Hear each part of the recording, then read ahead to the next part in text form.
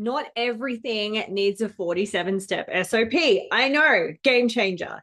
And if you try to document your whole business at that level, you're just going to burn out and quit and say, Amanda, I hate you. So let's not do that. Today, I'm showing you the difference between a process and a standard operating procedure and how to know which one you need for any given situation. Here's the deal. Process is the big picture, and your SOP, your standard operating procedure, is the step-by-step within that process. A process shows how work moves through the business, and an SOP shows exactly how to complete one specific task within that process. Now, when you confuse these, you either over-document or under-document. I've seen both. It happens. And either way, your playbook becomes really hard to maintain. So a process. Think of your processes as a workflow. It'll usually include stages, handoffs, decision points, owners, people that are accountable and responsible, and the outcome.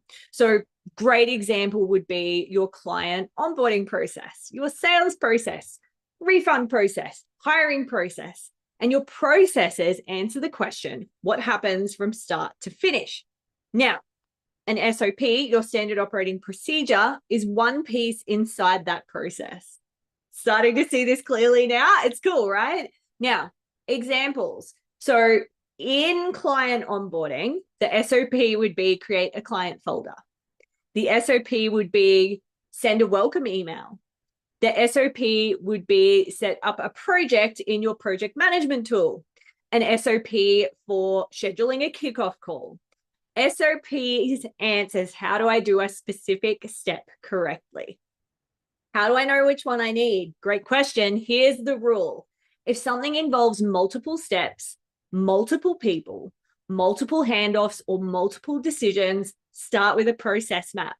Then create SOPs only for the steps that are repeated often, are easy to get wrong or not get quite right, or require precision. And that will keep your playbook lean and scalable.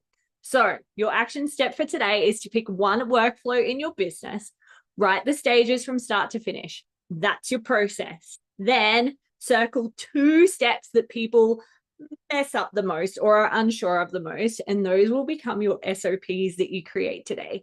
Super simple, clean, and scalable. Now, I feel like this sometimes is the most important lesson that we learn about business playbooks.